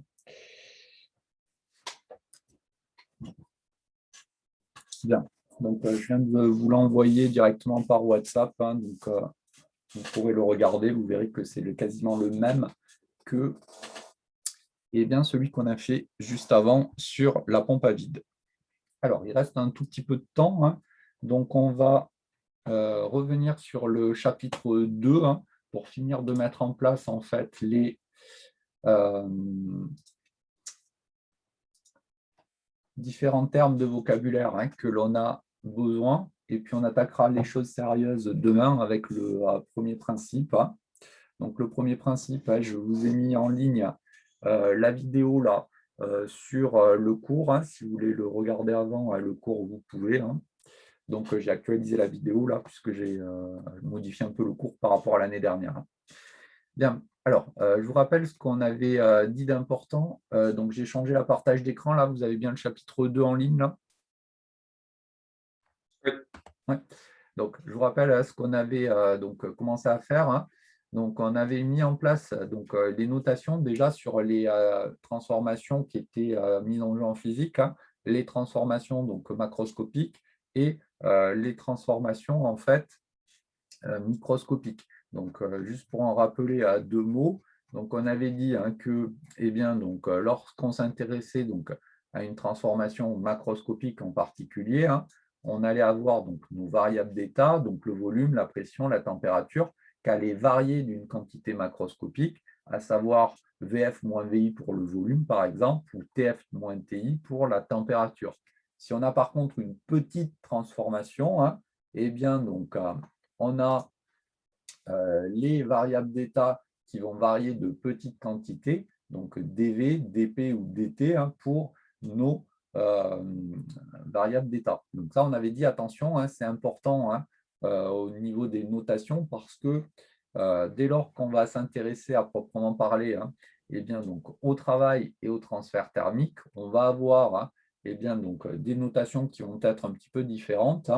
Et on en était arrivé là la semaine dernière. On avait dit la chose suivante, c'est que lorsque on s'intéresse à une transformation élémentaire, les énergies sous forme de travail ou de quantité de chaleur qui allaient être reçues algébriquement par le système, c'était delta W et delta Q. Donc ça, je vous avais dit, attention, en thermo, il y a 2 erreurs en fait qui sont un peu fatales. Donc la première, c'est celle dont je suis en train de parler du point de vue du travail et du transfert thermique, à savoir, il ne faut jamais écrire, et on s'est arrêté là, ce qui est en bas de la page 8, là, dQ, dW ou delta Q, delta W, ça n'a pas de sens, aussi bien physiquement que mathématiquement parlant. Donc le travail, le transfert thermique, ça va être de l'énergie qui va être reçue entre un état initial, soit sous forme mécanique par l'intermédiaire du travail, soit sous forme thermique, ici, par l'intermédiaire de la chaleur. Mais ces notations-là, ça veut dire valeur finale moins valeur initiale entre 2 états microscopiques proches ou 2 états macroscopiques différents. Mais ça n'a pas de sens puisqu'il va falloir intégrer le long du chemin suivi pour avoir accès au travail et au terme de transfert thermique. Donc ça, c'est vraiment la première erreur à ne surtout pas faire en thermodynamique. Sinon, tout de suite, au niveau de la note, ça se ressent. Bien. Alors, les différents types de transfert thermique, bon, ça, j'en dis juste 2 mots, simplement parce que, même s'il faut le savoir, vous aurez un chapitre spécifique en 2e année. Donc, il peut y avoir différents échanges sous forme de chaleur. Donc, c'est même ODS, ODS, oui, vous perdez 4 points, vu que je vous ai dit, ça, c'est l'erreur fatale en thermodynamique. Donc, là-dessus, je serai intransigeant. Si vous écrivez ça en DS, je ne lis même pas la question. Une notation binaire sur la question, 0 ou 1. Alors, la conduction thermique, ça, c'est les échanges d'énergie, pareil que résonance, effectivement, je suis bien d'accord. Alors, la conduction thermique, c'est par exemple si on place une cuillère dans une tasse à café chaude, au bout d'un moment, la cuillère va être chaude également, simplement parce que la chaleur va diffuser dans le métal, dans la cuillère, et on va avoir ce gain d'énergie sous forme de chaleur. La convection, c'est typiquement ce qui va se passer avec des masses d'air qui vont se déplacer au sein d'une salle.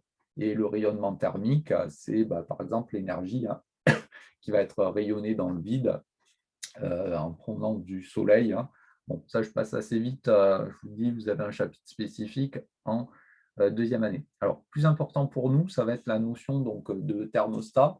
Donc là, encore une fois, hein, c'est un modèle ici que l'on va donc, introduire et donc qui va nous permettre de simplifier donc, les calculs.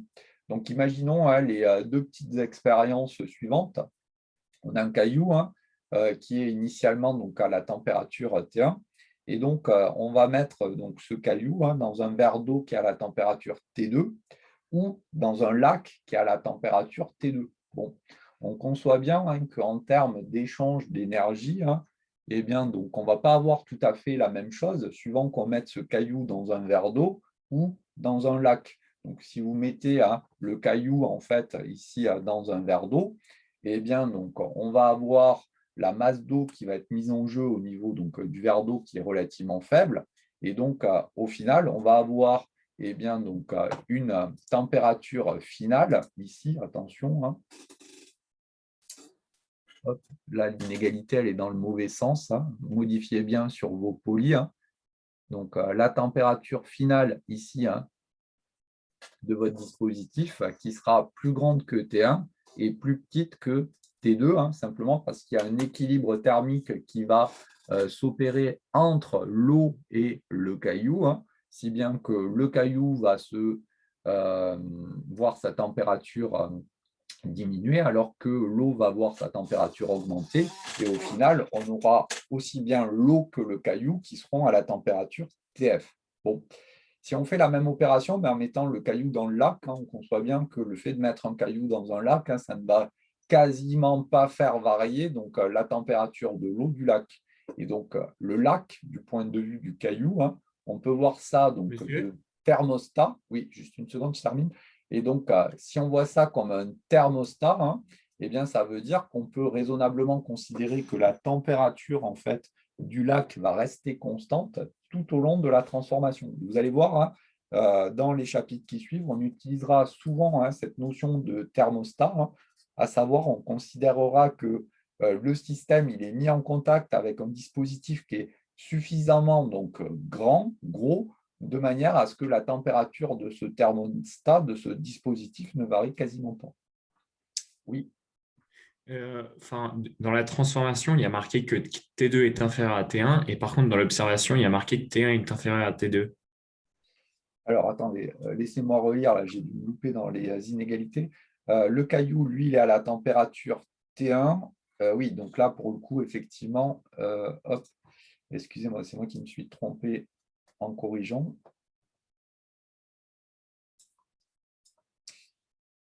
Donc là, j'ai modifié la mauvaise inégalité.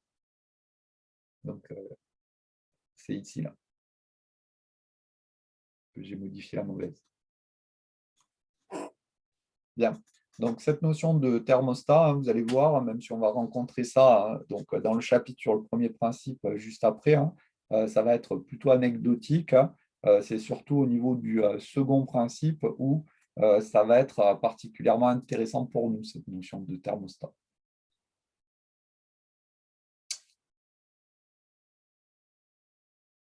Alors, on en arrive ici hein, à un travail particulier, c'est le travail donc, des forces de pression. Alors, ce travail des forces de pression, hein, même si c'est une approche, donc, disons, mécanique, j'ai envie de dire, hein, eh bien, donc, on va y voir dans ce travail des forces de pression hein, eh bien, donc, un caractère thermodynamique, simplement parce que le travail des forces de pression, en fait, il va avoir pour conséquence de voir le volume du système varier, hein, ce que l'on n'avait pas avec une approche qui était purement mécanique, hein, donc, dans ce qu'on a fait hein, précédemment.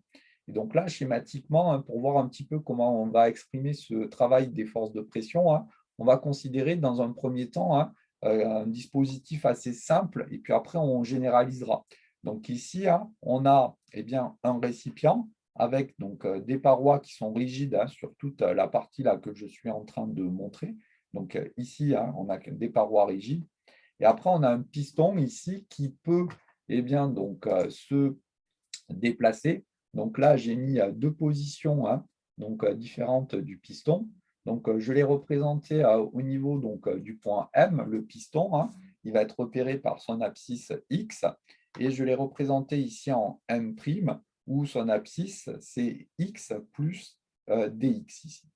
Bon, ce que l'on peut faire, c'est s'intéresser au gaz qui est contenu ici à l'intérieur du dispositif et s'intéresser donc au travail de cette force ici, hein, qui va, par voie de conséquence, eh bien, faire diminuer donc, le volume du gaz, hein, puisque vous remarquez que dans le premier état de positionnement du piston, hein, eh bien, donc, on a le volume du gaz qui correspond à tout ce grand volume. Et dans la deuxième position ici du piston, hein, le volume du gaz, hein, ça ne sera plus que le volume qui se trouve à ce niveau-là, parce que le piston, hein, justement, hein, il délimite eh bien, le gaz. Alors, si on veut avoir accès au travail de la force de pression, hein, là, il faut revenir à la définition hein, du travail, à savoir, hein, c'est l'intégrale entre l'état initial et l'état final de la force scalaire, le déplacement élémentaire, donc ce que j'ai noté ici. Hein. Et donc, si je reviens à la définition en fait, de la pression, donc la pression, hein, c'est la force par unité de surface, et bien cette force de pression, hein, je peux l'exprimer ici comme moins P fois la surface du piston, EX. Donc là, avec le paramétrage que j'ai fait, remarquez bien que j'ai pris un axe OX vers la droite, et la force de pression, elle, va être dirigée donc, vers la gauche, et donc c'est la raison pour laquelle il y a un signe moins hein, à ce niveau-là. Bien. Le D2OM, ça correspond au déplacement en fait, de notre piston. Hein. Donc là, le D2OM, j'ai simplement pris un DX, EX. Alors pourquoi simplement hein, parce qu'ici, on a un dispositif à une dimension. Hein. Je vous rappelle que le DX qui se trouve à ce niveau-là, hein, bon, c'est le même que celui qu'on avait donc, en mécanique hein, quand on s'intéresse à eh bien, un petit déplacement hein, donc d'un point donné. Hein. Et donc, ce dx, comme toujours, il est algébrique. Donc là, que le piston il se déplace vers la gauche, comme je l'ai fait ici, ou un déplacement vers la droite, j'aurais pu faire apparaître un point m secondes, par exemple, à ce niveau-là. Hein. Eh bien, donc, on aurait une formulation analytique unique pour ce travail des forces de pression, à savoir moins P extérieur fois S fois dx, puisque le dx ici peut être positif ou négatif. Hein. Et donc, on peut poser ici une petite variation dV hein, du volume de notre gaz, puisque si on s'intéresse à S fois dx, c'est la variation de volume du gaz, qui peut être encore une fois positive ou négative. Donc, sur le petit schéma que j'ai fait, le dV hein, qui se retrouve à ce niveau-là, en fin de compte, hein, il va être négatif, hein, puisque le volume va voir son le gaz va voir son volume diminuer de la quantité de dV. Si le piston s'était déplacé dans l'autre sens, hein, on aurait un dV positif. Bien. Donc, voici hein, ce que l'on a pour le travail des forces de pression. Donc, cette relation-là, elle est à connaître. Intégrale de l'état initial à l'état final de moins P extérieur dV. Vous allez voir, hein, dans le chapitre qui suit, on va l'utiliser tout le temps. Et donc là, il faut faire un petit peu attention hein, à ce P extérieur qui est ici. Hein. Donc, de ne pas confondre P extérieur avec la pression atmosphérique. Je vais en reparler un petit peu plus loin. Hein. Mais ça, c'est vraiment hein, eh bien, une erreur fréquente. Ce qu'on appelle la pression extérieure ici, hein, vous le remarquez avec la petite démonstration que j'ai fait ici, c'est la force par unité de surface qui va faire varier donc, le volume du système. Cette pression extérieure, elle peut être égale à la pression atmosphérique ou pas. Tout dépend en fait, du dispositif qui est mis en jeu. Alors, si on regarde un petit peu hein, ce que j'entends par là. Bon, sur le dispositif qui est ici, vous remarquez que la pression extérieure ici hein, va s'identifier ici avec la pression atmosphérique. Donc, dans ce cas particulier, hein, on a P extérieur qui pourrait effectivement être égal à la pression atmosphérique. Mais ça, ce n'est pas tout le temps vrai. Donc, si je prends un autre exemple pour illustrer ça, je prends hein, le même dispositif, mais avec des parois hein, qui seraient dans l'autre sens. Donc ici, j'ai mon piston. Ici, j'ai ma pression atmosphérique. si mon piston ici, il a une masse petit m, eh bien, donc, la pression extérieure qui va s'appliquer, entre guillemets, cette force par unité de surface, juste à ce niveau-là.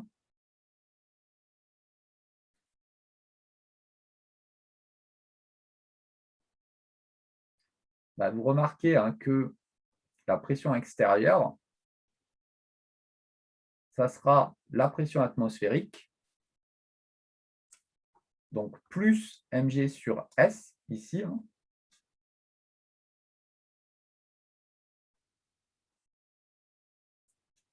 Donc, simplement, parce que vous remarquez que le piston ici ayant une masse, eh bien, il va y avoir à la fois la colonne d'air qui est à la pression atmosphérique qui va appuyer sur le piston, mais le piston étant caractérisé ici par son poids mg, la force qui va être exercée au niveau donc, du piston, la force Fp identique à celle que j'avais sur le dispositif horizontal, ça sera en fait la somme de P atmosphérique fois S plus mg. Donc là, dans ce cas de figure-là, vous remarquez bien que ce qu'on appelle la pression extérieure, autrement dit, la force par unité de surface qui s'exerce juste au niveau donc, de la surface de notre dispositif, que je fais apparaître à ce niveau-là, vous remarquez que dans ce cas particulier, ce n'est pas la pression atmosphérique, mais c'est la somme des deux termes qui sont ici. Donc ça, vous verrez, on en reparlera de manière assez fréquente dans les exercices. Bon. Monsieur ? Oui. Et la pression du coup du piston n'est pas déjà contenue, enfin la pression atmosphérique n'est pas déjà contenue dans la pression du piston? Alors,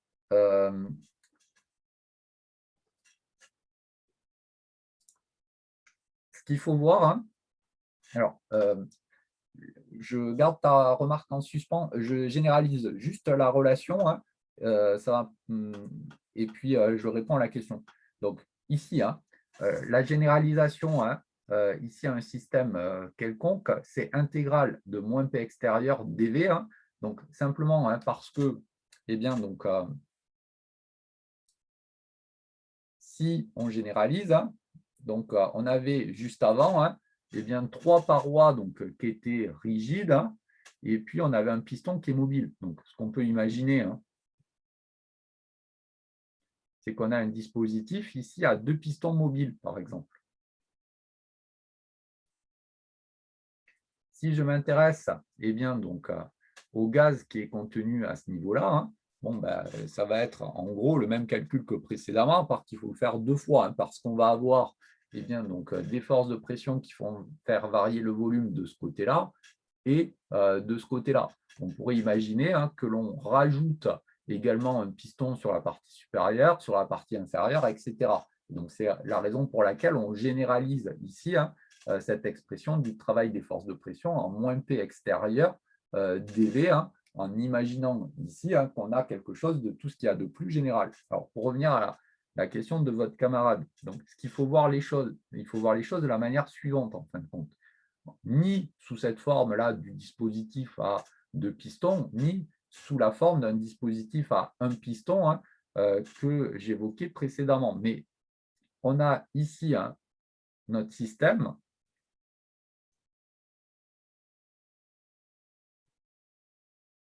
et ce système, ici, il est délimité par une certaine surface. Donc, ce que j'ai dessiné en bleu là, qui délimite mon système, c'est cette surface ici,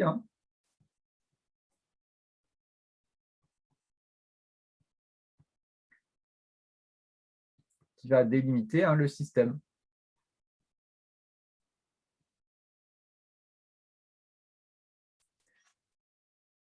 Et P extérieur, c'est la force par unité de surface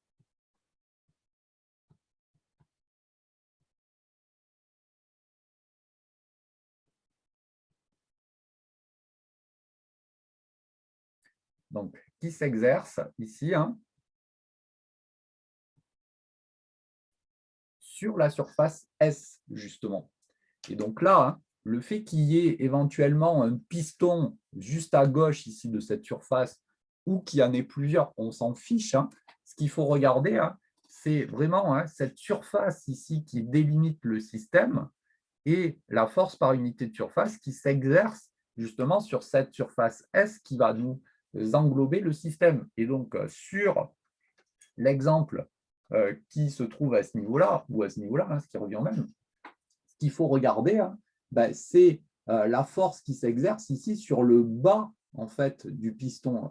Et donc, sur le bas du piston, on va bien avoir le poids du piston qui va jouer, mais aussi toute la colonne d'air qu'il y a au-dessus. Et donc, si on doit définir une pression juste en dessous en fait, du piston, ça serait P atmosphérique plus mg sur S, justement.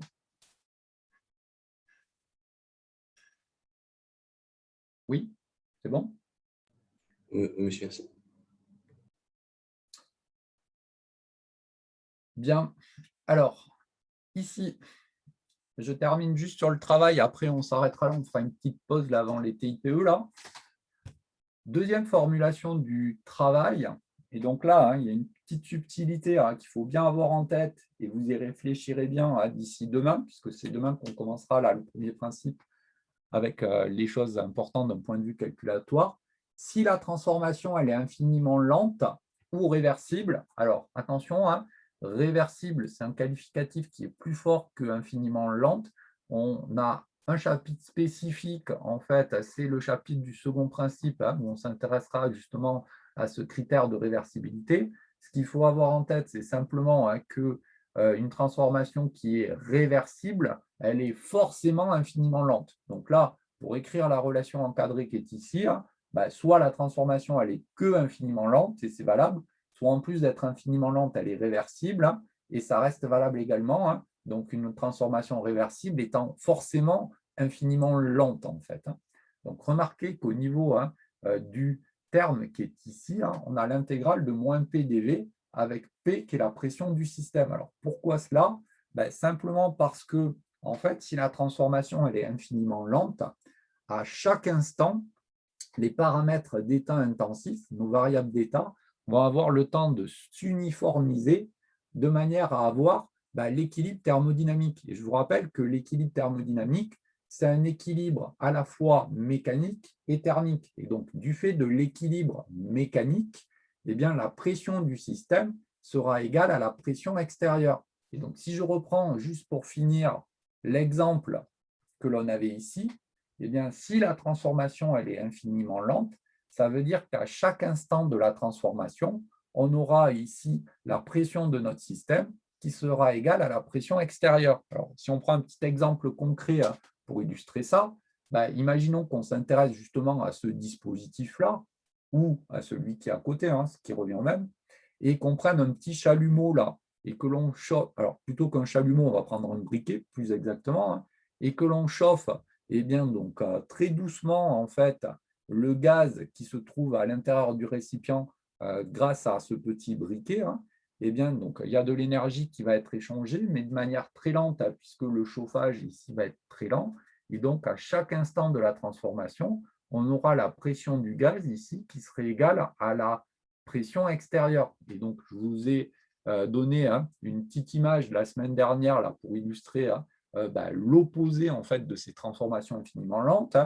Les transformations brutales, c'est de chauffer avec justement un gros chalumeau à la place du petit briquet. Et donc, si on chauffe avec un gros chalumeau, la transformation va être tellement rapide en fait, que la pression, la température, le volume du système ne seront définis qu'à l'état initial, à l'état final, mais entre ces deux états, on ne saura pas bien ce qui se passe. Et donc, en particulier, on ne pourra plus écrire que la pression du système sera égale à la pression extérieure si on chauffe avec un gros chalumeau. Mais si on chauffe avec un petit briquet, là, par contre, eh bien, à chaque instant de la transformation, on a la pression du système qui sera égale à la pression extérieure, d'où cette formulation ici du travail, l'intégrale de moins P dV. Par contre, gardez à l'esprit que ce n'est valable que si la transformation elle est infiniment lente ou réversible. Et donc, vraiment, ce que je vous demande d'écrire à chaque fois sur vos copies, c'est intégrale de moins P extérieur dV. Et si par cas, eh bien, donc, la transformation elle est infiniment lente ou réversible, la ligne d'après, on écrit moins P dV. Mais surtout, écrivez d'abord moins P extérieur dV, parce que si eh bien, un jour la transformation n'est pas infiniment lente, au moins vous aurez la bonne pression extérieure. Bon, ça à méditer d'ici demain. On va faire une petite pause. Donc demain, hein, on termine rapidement les différents types de transformations, la modèle qu'on va utiliser, hein, en gros la fin de ce chapitre 2, et puis on fera des bilans énergétiques dans le chapitre 3, ici hein, sur eh bien, donc, le second principe, donc, pour continuer donc, ce cours ici. Bien, on fait 5 minutes de pause, là, le temps que M. Moncouquiol arrive, et puis ensuite, on enchaîne sur les TIPE, là, pour ceux que ça concerne, hein, histoire qu'on ait fait un petit bilan, là, avec tous les groupes. Bien, pour les autres, hein, vous pouvez… C'est sur ce serveur. Ouais, on reste là, je suis en train d'envoyer en plus… d'envoyer le lien à M. Moncouquiol. Ok. On fait juste 5 minutes de pause et puis ensuite on réattaque. Ceux qui ne sont pas concernés, ils peuvent ne Oui, pas rester sur la si vidéo. vous n'êtes pas concerné, hein, vous pouvez vaquer à vos occupations. Il n'y a pas de souci. Je vous dis à demain. À demain, monsieur. À demain, au revoir. Au revoir. À demain. Demain, au revoir. Et monsieur, Oui. dans les horaires de passage là, que vous avez envoyés, ce n'est pas les mêmes entre le mail de M. Moncouquiol et de vous. Du coup, Alors, oui, alors effectivement, parce qu'en fait, on vous